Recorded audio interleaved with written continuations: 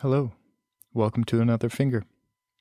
This is a podcast about taking the lessons of mindful awareness off of the cushion and applying them to daily life. Though meditation is mentioned frequently, you do not necessarily need a regular meditation practice to get something out of it. If you have yet to listen to the introductory episode, I encourage you to do so. Mindful awareness is the lens through which all topics will be explored, and that awareness is easier to access through a daily sit. If it is true that we are unhappy when things don't go as we expect them to go, then it makes sense to look at our expectations more closely. We should figure out what importance they have in our lives and see what role they play and whether or not they are necessary.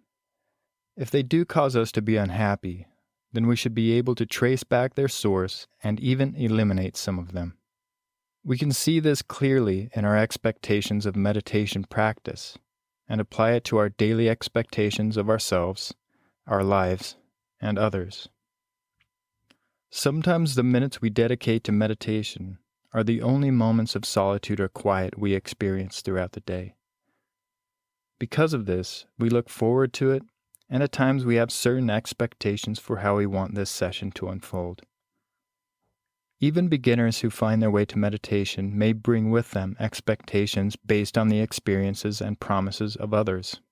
This can be discouraging if those expectations are not immediately met.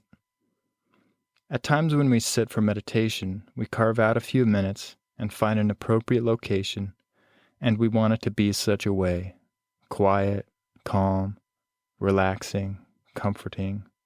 Or we may even wish to achieve a particular state of enlightenment. But once we begin, an unexpected sound enters the room, or bodily pain arises, or a disturbing thought appears, and we aren't able to achieve the level of concentration or peace we had hoped for. This is life in a nutshell. We come to it with certain expectations as we are given instructions from our society for how to succeed, for how to be happy, and we expect that everything will work out. And we are soon let down when things which are out of our control just happen, and we don't get what we want exactly how we want it. We expected the light of success, and all we see is darkness. What then? Is our meditation session or our life a failure if it doesn't check the boxes of our expectations? Absolutely not, but we may want to reconsider our approach. This is yet another lesson meditation has to offer us. It is not here to serve our will. We can't make it do anything. We can find a comfortable seated position in a quiet room at a particular time, thus taking the first steps toward creating a proper environment.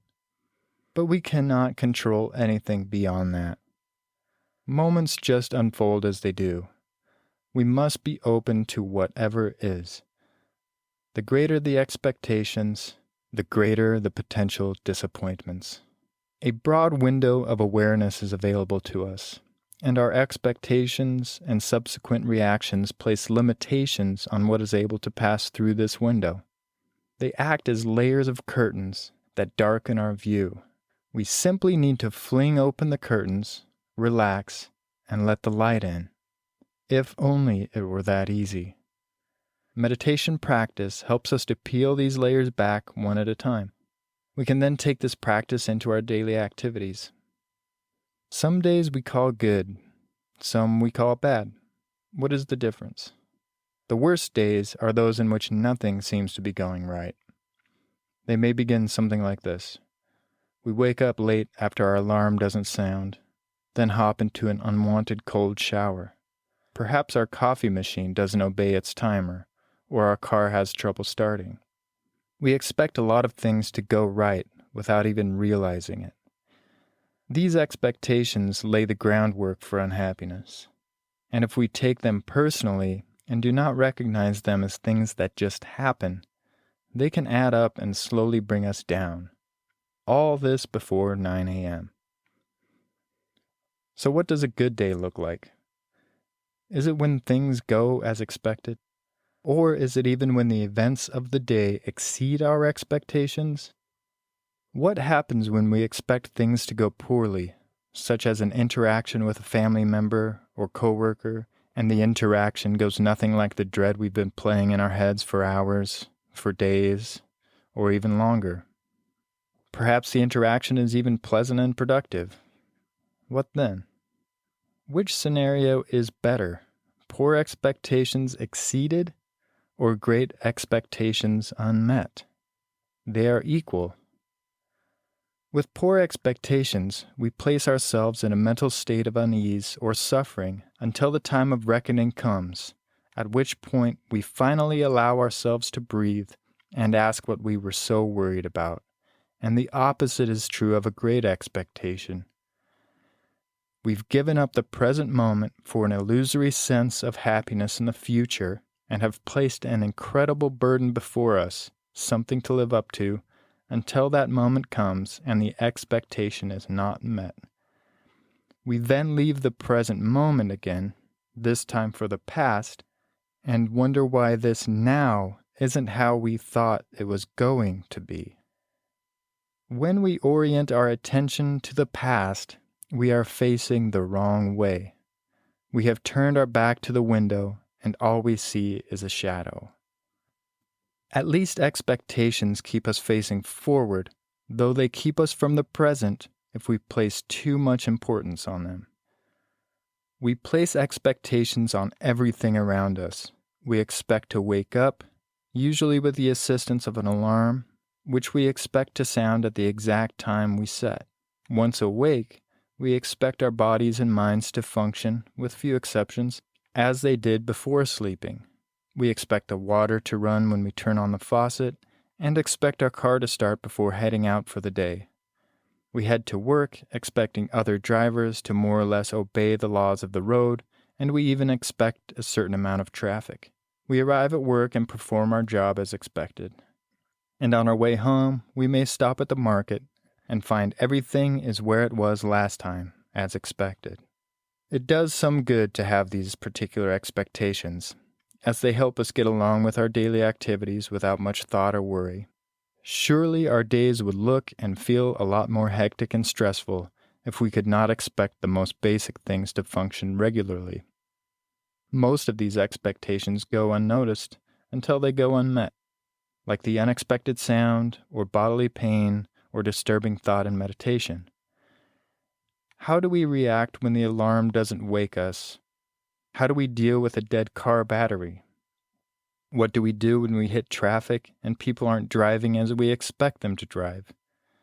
How do we act in the grocery store when they've rearranged everything?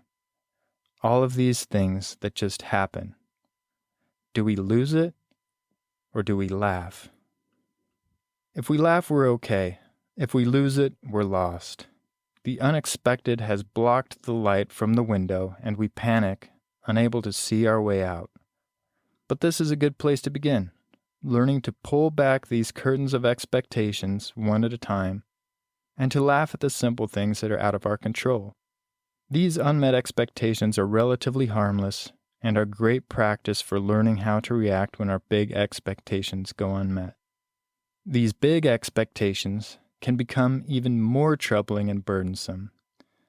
We place expectations on others based on arrangements, past experiences, and our opinions of how one should behave or believe. We also place expectations on ourselves based on what we need to do and who we wish to become. We have expectations for the way our lives should unfold based on our hopes and dreams and promises of society. These expectations are a form of control and create a structure which can obstruct our otherwise beautiful view, making it difficult to navigate the ever-changing terrain of life, which always plays out now, in this moment. Life does not happen in the past or the future. Let's look at how these big expectations can affect how we view our lives and how this view can impact how well we treat others. Consider your current life situation, your job or career, your family life, your personal history. Is life up to this moment what you expected? Are you successful? Are you just getting by? Are you rich or poor? Do you enjoy what you do? Are you making a difference in anyone's life? Are you living up to the expectations others have placed on you? What about the expectations you've placed upon yourself? Are you holding on to grief or anger toward yourself or life because of these unmet expectations? Are your expectations unreasonable? What role do these answers play in how you answer the next question? Are you happy or sad? Let us remember that the definition for all these terms, rich versus poor, success versus failure, as well as the value you place on them, is yours alone. For instance, your neighbor with the car or career or home you want are also looking at their neighbor with the car and career and home they do not have, and soon that will be you. And to some extent it already is. You're trying to climb to the next thing. Again, the definition for success has shifted once more. There are no precise measurements for any of these terms, yet your particular definition will determine whether you feel rich or poor, a success or failure. These definitions will then act as the basis for whether you feel happy or sad, also two uncertain and subjective terms. These expectations become the source of much of our unhappiness. Where did these expectations come from? Consider that nothing out there exists in our minds until it is implanted by some external means. For example, you will not desire to be an astronaut if you've never learned about the moon, rockets, or space exploration. Something external has taken root in the mind and has led you to this. Most of these life goals of success and achievement have little to do with our actual existence and well-being, aside from the value we arbitrarily place on them. The expectations for how life should be are the result of our individual external conditioning.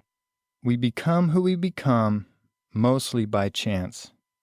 This may be difficult to hear, but take a moment to think about it. We are an equation brought about by every external influence, multiplied or divided by the mind. This began with conception. None of us chose our parents or anything about our general physical appearance, or our mental capabilities, or where we grew up, or who came into our lives to steer us one way or another. All these factors have built in us, over time, expectations for the way things should or should not be. With mindful awareness, we can begin to see our conditioned state for what it is and then alter its trajectory. Sometimes this means reevaluating lifelong convictions or habits, or we can simply change our conditioned behaviors one at a time to achieve an open state of mind. Just as we do in meditation, we drop our expectations the moment we realize they are keeping us from accessing the broad window of awareness, and we open ourselves to whatever arises. Are you content with your life? Not many people are. And you can see this as you look around and notice that everybody is trying to be somewhere else or trying to get something else. If you are happy or pleased or content, you are rare and lucky that you are given all that you have. The body and mind that works the way that it does, and the external conditions which led to this mental state. It is, to some degree, mere chance. If you are unhappy, take a few steps back, and then a few more. Try to view your life, this moment, from the perspective of someone less fortunate. Can you think of any living situation worse than yours? How deep can your imagination take you? Can you see that this imagined unfortunate state could be a reality for you as it is for so many? Can you go so far that you would do anything to have your current life back? It is easy to forget how fortunate we are when all of our fortunes are right here on display at all times. The car, the career, the house. We simply lose the eyes to see them after a while. Our eyes begin to wander and become captured by all we do not have. The fact that you are listening to this already puts you in a very fortunate and historically rare position. You are alive. You are breathing. You most likely have access to food and water and power. You are benefiting from modern technology that most beings never even dreamt of. We have every reason to be content, but we are so quick to forget, especially when we're constantly being bombarded with more and more stuff. And with this, the expectation that the next thing will be it, the missing piece. But it never is. It's just more window coverings. I'm not suggesting stagnation or complacency. Not at all. We are free to improve our external life, though we may want to begin with the internal. We are free to have wants and goals and desires, but it is important that we do not attach our sense of self to these things, as they can keep us from enjoying all that we already are. If there be a desire, question its root. What external conditions are at play here? Why are we trying to achieve or attain this or that? For praise? For fun? To be famous? To enhance our sense of self? Or is it to bring people together, to create peace and harmony? Once we have an objective in mind, we need to remember that unless we enjoy each step toward attaining that goal, it may not be a goal worth striving for. We may achieve it, but at what cost? Is this really how we want to be spending our limited time in this body? What do we expect to gain? Are the potential rewards internal and lasting, or external and fleeting? This is where meditation practice comes in handy. We simply can't escape our true intentions as we uncover the conditioned mind. We pull back the curtains one at a time to expose our true nature. It's a truly liberating view, like becoming lucid in a dream. We see how these layers of conditioning have steered our expectations of ourselves, of life, and how they are contributing to how we see others. Are the people close to you living up to your expectations of them? What expectations do you have of those you do not know? What role do your beliefs or opinions play in how you expect others to behave? Are you holding on to grief or anger toward others because of unmet expectations? Are you trying to control another's behavior by treating them a particular way? Have your expectations been unreasonable? The expectations we place on others are harmful at times, to us and to them. Even in our own day-to-day experiences, we often alter ourselves to fit into what we think other people expect of us. This can be exhausting and inauthentic on both sides of the interaction.